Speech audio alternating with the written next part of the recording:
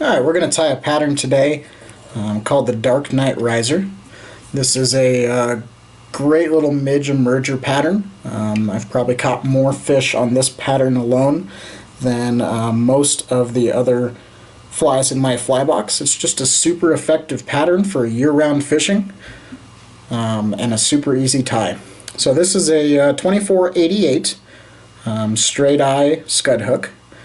And a super thin thread. This is a 14-aught thread. We just want to keep a nice slim profile to this fly. So we'll start it here at the front. We're just going to put about an eye length's worth of thread behind here before we tie in our ribbing material, which is going to be ultra wire. This is a small black. And tie that in on the near side, on the underside, and we're going to wrap that back towards the bend of the hook and keeping that on the bottom side of this fly.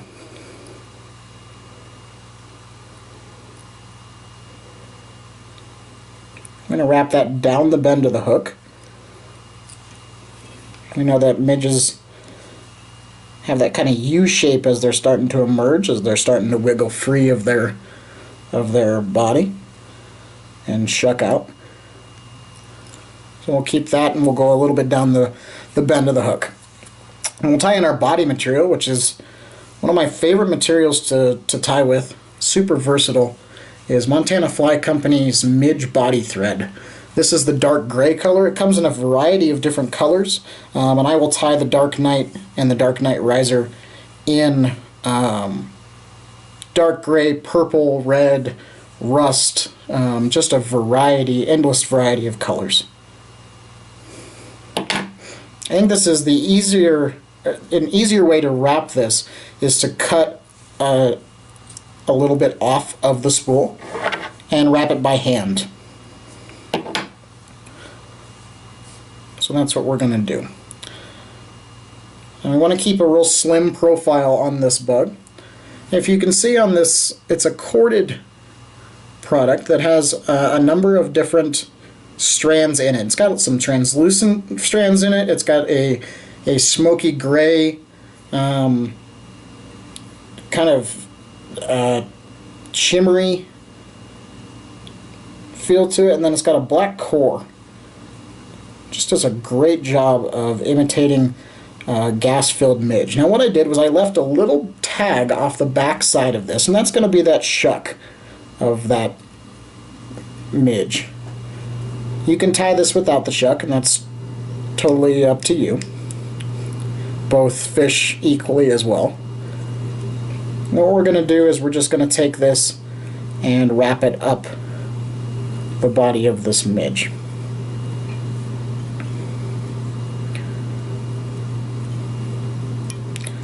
I think my favorite part of this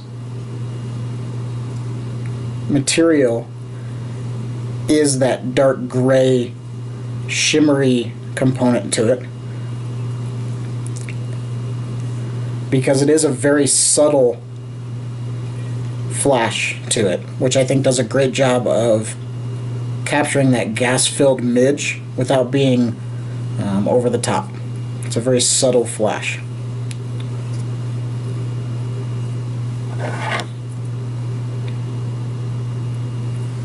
As you can see, there's some shimmer to that. It's kind of a dark gray with some black in it. Okay, so we'll go ahead and take that small wire and we will rib that up the fly, open wraps.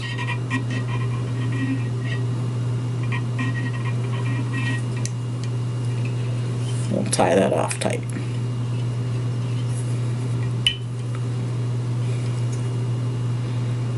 Go back a little bit as we start to build the front half of this midge. We'll tie it in our wing case, which is going to be pearl tinsel. This is a UTC.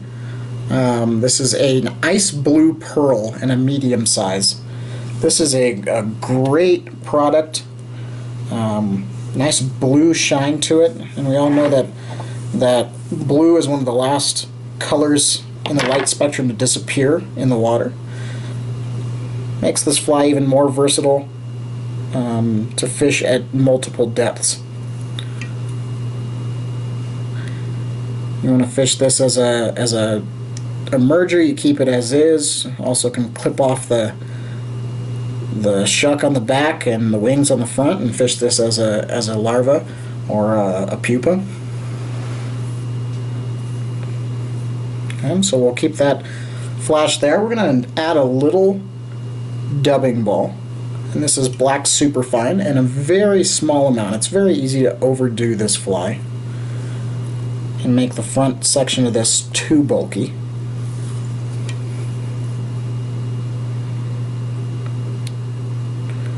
I'm just going to make a little ball here.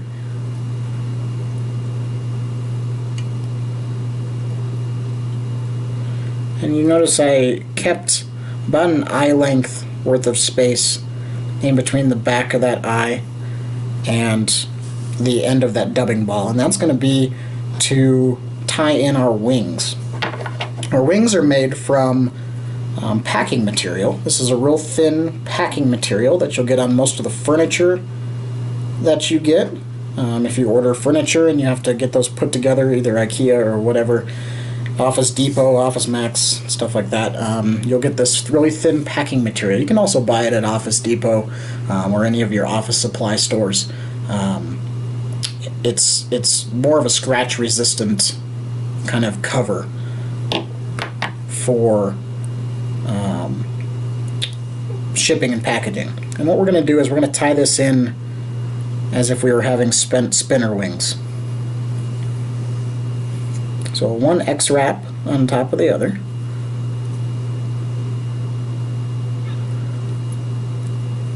I want it to try to lay flat.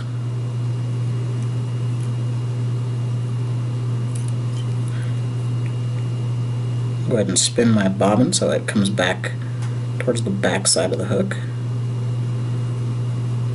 Get one wrap in there, kind of position it a little bit, and then you can go ahead and put in that second wrap. And what we're going to do is ever so slightly we're going to pull those wings so that those X wraps cinch right together on top of that hook. And we're going to do one more set so that we split those wings on either side of that bug. We'll go ahead and take our fingers and we'll pinch those back towards the back side of the hook. And we're just going to put a couple wraps right on top of those wings that we just did. And to keep those split, we're going to bring the flash, that pearl tinsel, up through the center of that. 2 tight wraps and then fold it back just for some durability. I'll go ahead and put a couple wraps on top of that. I'll go ahead and just use the blades of my scissors to, rather than cutting that, I'll essentially just slice it and let it tear across. Makes a little cleaner head. Speaking of the head, what we'll do is we'll take our whip finish and we'll use the whip finish to build the head of this fly. That way we don't get too much bulk up here at the front. So we will do 2 whip finishes, just enough to build the head. I do like to have a little bit of a head here at the front of this fly. Then we'll snip that off. For the wing material, what we're going to attempt to do is to get these just longer than that dubbing ball. So I'll put my scissor blades right at the back side of that dubbing ball, and then I'll cut. What that does is it gives me 1 scissor blade width behind that dubbing ball. Makes it just a tad bit longer than where that's going to be. And then I'll go ahead and just take my scissor blades and kind of knock off the edges of that wing, just to help that look just a little bit more realistic.